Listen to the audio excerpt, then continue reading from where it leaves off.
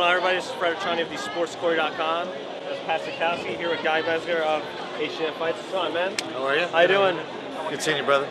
Now, we do have quite a bit of MMA coverage. We've got a few fans that aren't so familiar with MMA. How'd you get your start? In MMA? Yes.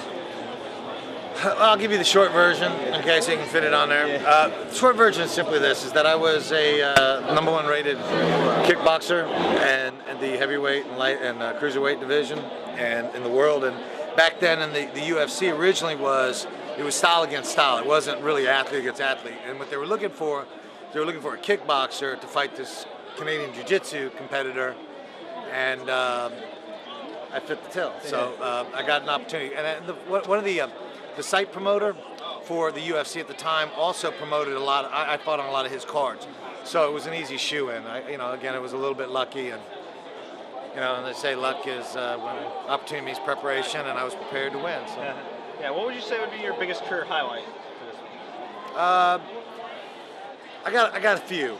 I would think my biggest win, and I think the smartest win, was when I beat Funaki for the King of Pancras title, just because it was one of the smartest fights I ever had, because Funaki, that was in his heyday. That was physically his best, and he was really strong. And I just besides beating him up really good, which was nice because he broke my arm last time we wrestled. It felt good to beat him up a little bit, but also it was just a very smart fight, and it was cool. It was a good win. I know you want to get in there. Absolutely. King of Pancras. Yes. I must ask. Pretty important question to me. When you originally hooked up with Ken Shamrock and you originally founded the Lions Den and became really the first MMA team, which would lead on to a bunch of other teams and leading to what the sport is now, did you realize what big of an impact you were making on the sport? To be honest, no, I don't think anybody anticipates that.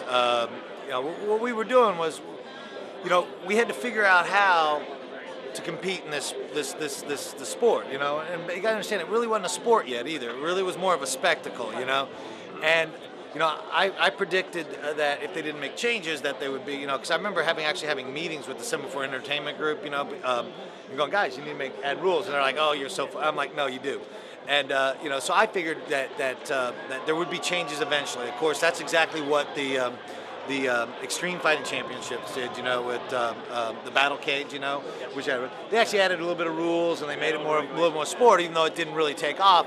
They showed the viability of that, and so I don't think I don't think anybody really realized what it was. We just got together because we had to figure a solution on how to prepare for these things.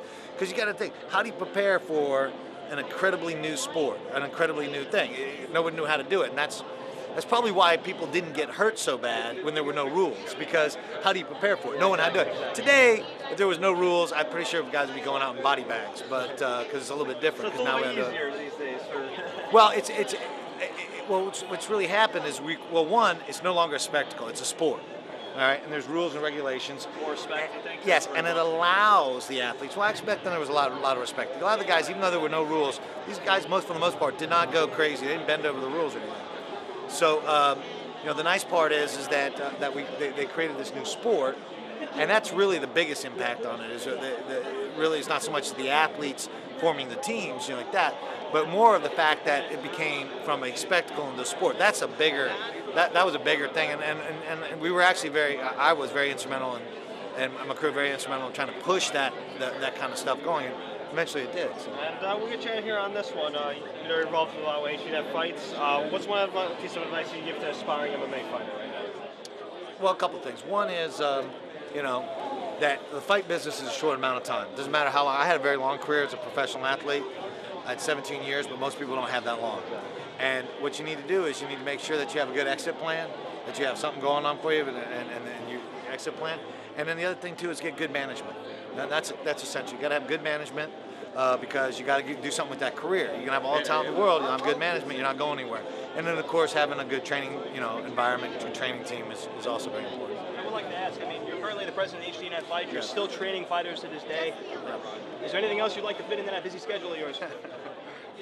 Well, I try fitting in being a father and a decent husband. I'm better at being a better father than I am a decent husband, but to be honest, I like working. I like the fact, we have a production company. We make movies and TV shows and stuff too. I'm involved in producing things like that. you know, I figure, you know, I can rest when I'm dead. And until then, you know, you got to use life up, you know what I mean, and as best as you can. I think too many people sit back and when they're done with their, you know, certain parts of their careers or their lives, they feel, yeah, they shut down. And to me, I think it's just an opportunity to get new experiences. Are you kidding me? As intimidating it was for me to go to work, Andrew Simon, our CEO, and Mark Cuban, our owner, the two most intimidatingly smart guys you'll ever meet in your entire life.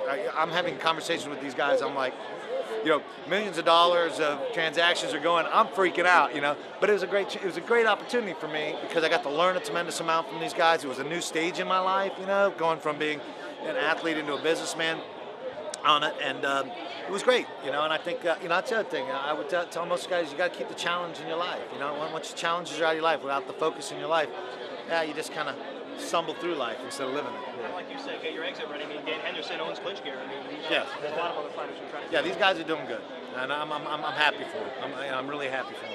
You know, and they need to because they're good guys. And that's the sad part about our business is that a lot of good guys get, you know, kind of pushed to the side. You know, they don't do so. So hopefully they will. Well, Guy, thank you very much. Best of luck. My pleasure. Thanks, brother. Have a good one. Happy New Year, guys. Thanks, man.